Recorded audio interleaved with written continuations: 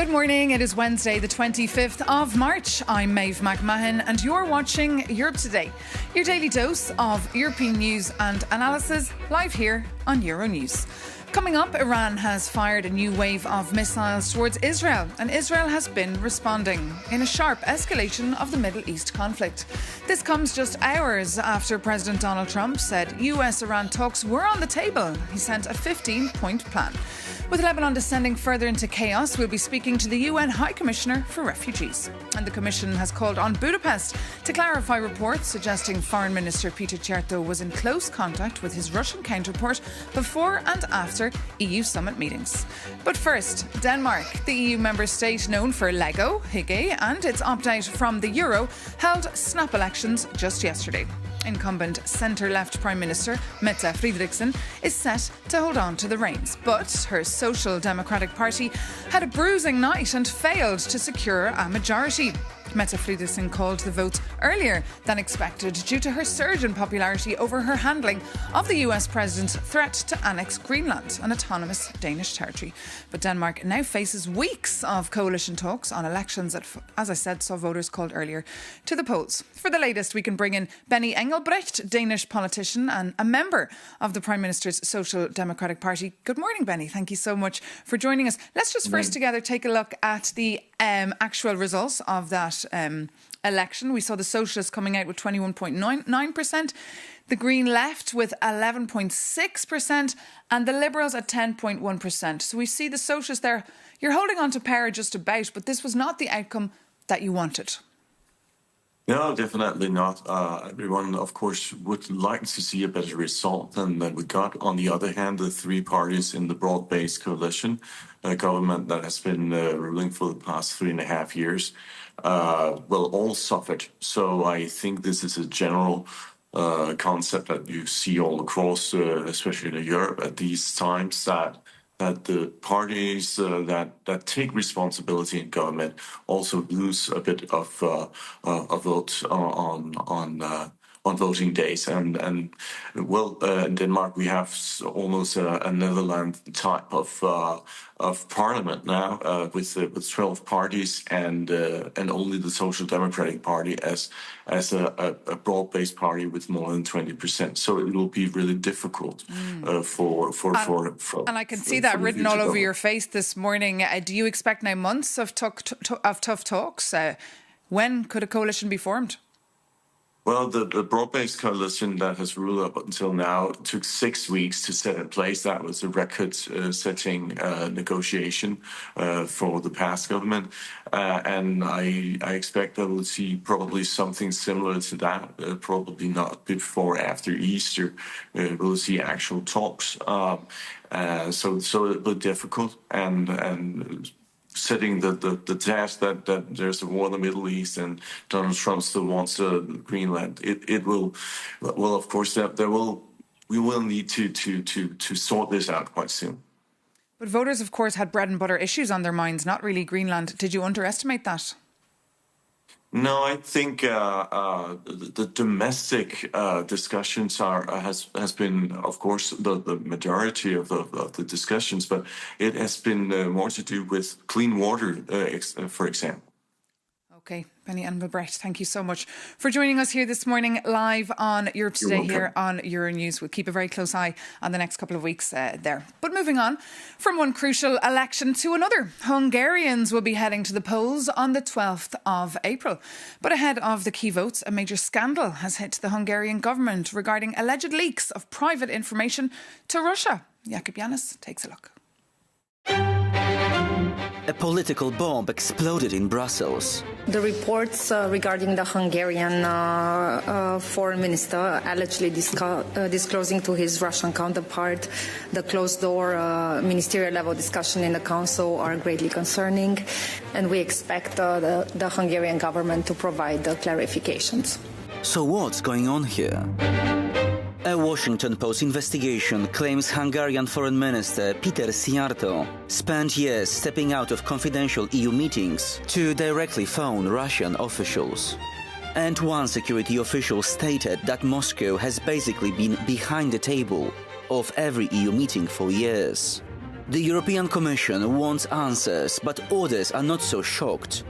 Polish Prime Minister Donald Tusk admitted long-standing suspicions, revealing he strictly limits what he says out loud during these talks.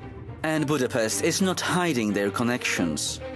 Szijjártó has visited Moscow 16 times since Russia's full-scale invasion of Ukraine. Meanwhile, Hungary is actively blocking a 90 billion EU loan for Kiev.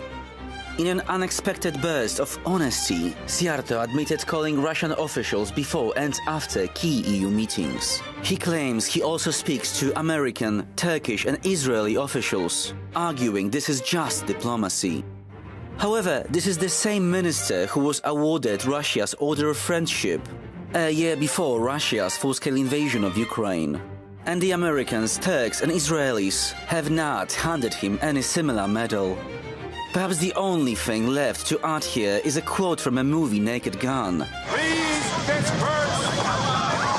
Nothing to see here! It's quite funny, but it's just a pity. All of that is about the future of European security. Especially since over 70% of Europeans are now highly worried about nearby conflicts, according to the latest Eurobarometer survey. So who's laughing now?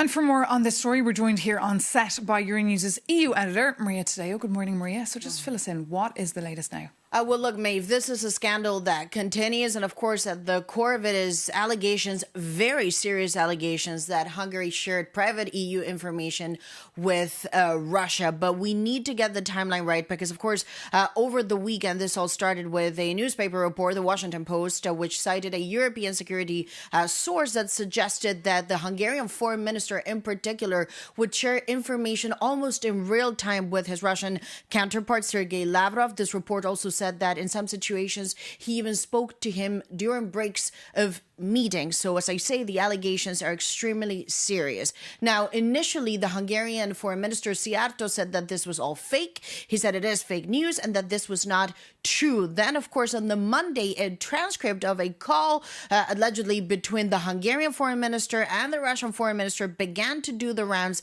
And then Szijjártó changed the tune to say, well, this is normal because we speak to many countries and that is a part of diplomacy. Yesterday in comments to Euronews, which I want to read out to you and hopefully we can put up on the board, the Hungarian foreign ministry said that they talked to Russia, the Americans, the Turks, Serbia, and therefore it is completely normal that we consult with these countries if necessary before and after the meetings. So now he is talking about before and after EU meetings, about the consequences of those decisions. So you see how the timeline has now changed from his total fake news to this is part of normal diplomacy. Having said that, we should note that Russia is not just any country for the EU. Russia is heavily sanctioned by the EU because of the invasion of Ukraine. Increasingly, a number of EU countries consider it a hostile country to the EU, certainly a security risk for the European Union. And none of the countries represented across the board in EU meetings have given their consent so that private information, which is supposed to be confidential under the principle of sincere cooperation, be shared with Russia. So this is far from normal. If anything, the position of the Hungarians is a total anomaly. And that's why we've seen Prime Minister Donald Tusk of Poland. He's furious, right? Well, the Polish are really pushing into this line. Yesterday, the Polish Prime Minister Donald Tusk, the behavior of the Hungarian foreign minister is, quote, a disgrace. He also repeated a line that he said over the weekend. He is the first and at this point only EU leader to have commented on this. But he did say over the weekend that for many years he suspected this. And therefore, that's why Poland is very cautious about the information it shares and also introduce a new element that goes beyond the EU to now focus on NATO, saying that there were concerns going all the way back to 2019 that Hungary is also providing information related to NATO. And this is delicate because, of course, you're talking about core security. Let's take a look. As early as 2019, as I recall correctly, Lithuania requested that the Hungarian delegation should be excluded from meetings at NATO. They informed that they suspect the Hungarian delegation to pass highly confidential information to Moscow.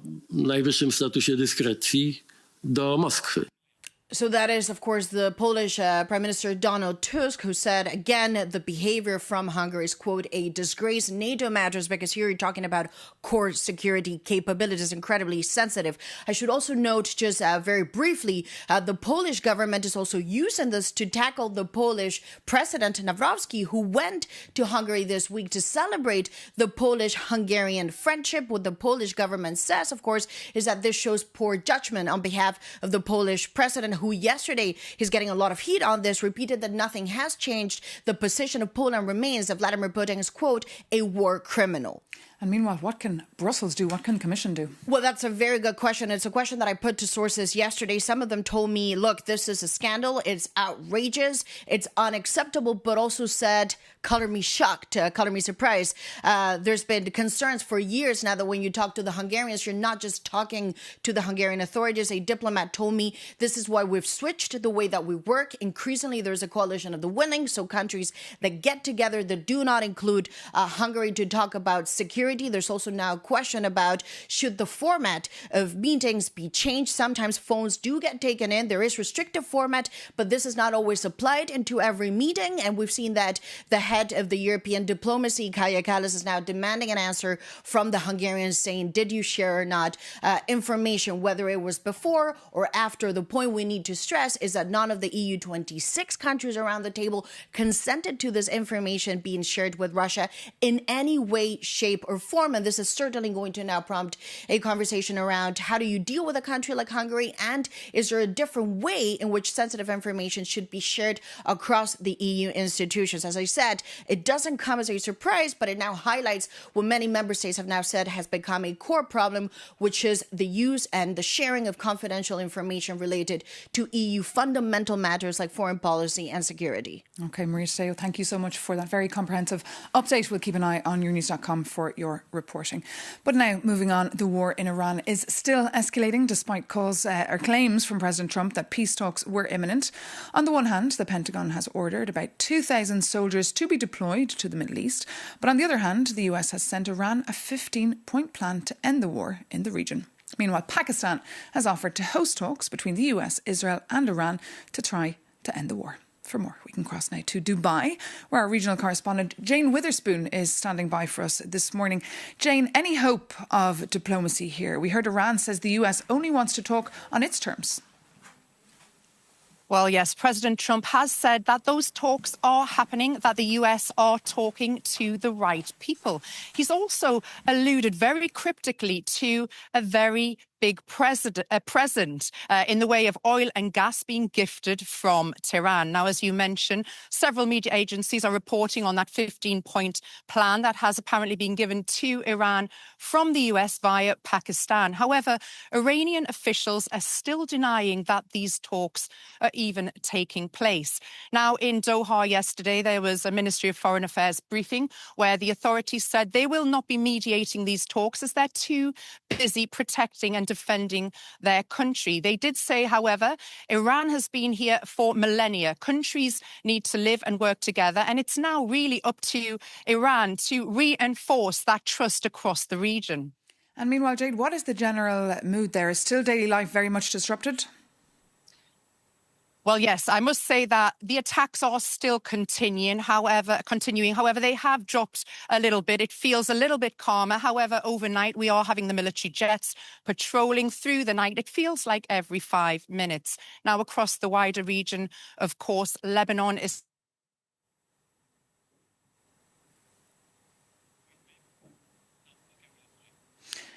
OK, apologies to our viewers there for that technical difficulty. But as you heard there, Jane Witherspoon reporting for us there from Dubai, alluding to the atrocities in Lebanon. Well, on that point of Lebanon, coming up, we'll be joined by Barham Salih, the UN High Commissioner for Refugees. A refugee himself who fled as a young Kurd from repression in Iraq. He spent years and years in exile, but then one day actually became the president of Iraq back in 2018, a position he held until 2022. Welcome, sir. Pleasure to have you here with us. Thank you for having me. So just describe the situation on the ground in Lebanon. It's a very dire situation. More than 1 million people have already been displaced, and it's in very, very harsh conditions. Our teams are working to deliver assistance, and in that regard, I have to say, EU has been generous to providing 2 jets of supplies, also the government of Italy as well as Irish aid, but we need more. Indeed, the European Union has been sending millions in aid, but whereas the European Union has no say here in how this war will play out, how bad will the situation get in Lebanon in your view? I hope this thing will be put behind us before long, because we need peace. This conflict has gone on already for far too long. It's highly destabilizing. It is escalating. And I have to say also, human lives are at stake. The impact on civilians across the region is phenomenal, is profound. We already, as I said, about 1 million people have been internally displaced in Lebanon. Nearly 600,000 to 1 million households in Iran have been displaced. Of course, there has been significant population movements in the Gulf, not to mention Iraq, that has been subject to terrible attacks, including yesterday in the Kurdistan region. And the civilians across the region, in Israel, in Lebanon, in the Gulf, in Iran, are being affected in a profound way. And in that context also, this conflict is spilling beyond the region, immediate region. We are seeing a lot of Afghan refugees in Iran and in Pakistan are being forced to go back under adverse conditions to Afghanistan. All of this combined is really presenting us with a terrible humanitarian challenge. Pakistan have offered to mediate here. Any hope in those? Let's hope that this will lead to some useful, tangible peace arrangement. This region needs peace. This conflict cannot go on like this, destabilizing and impacting human lives across the region.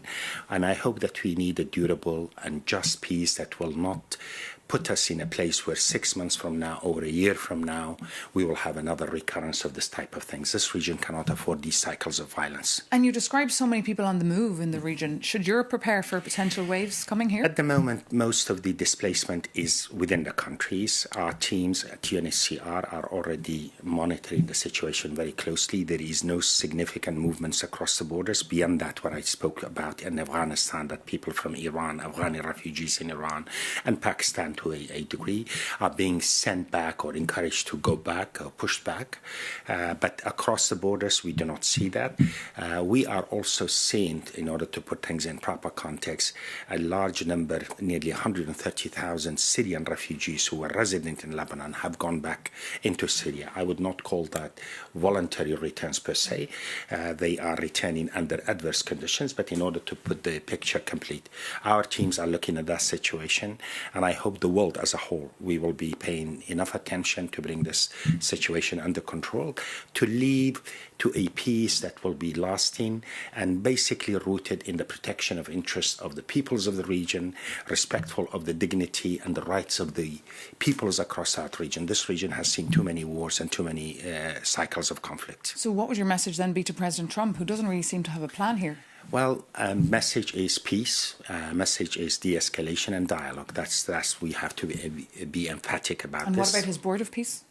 The board of peace has already been very active in Gaza, and thank God the active conflict in Gaza has been brought to an end, at least for a while, and let's hope that it will deliver something tangible for the people of Gaza and the region as a whole.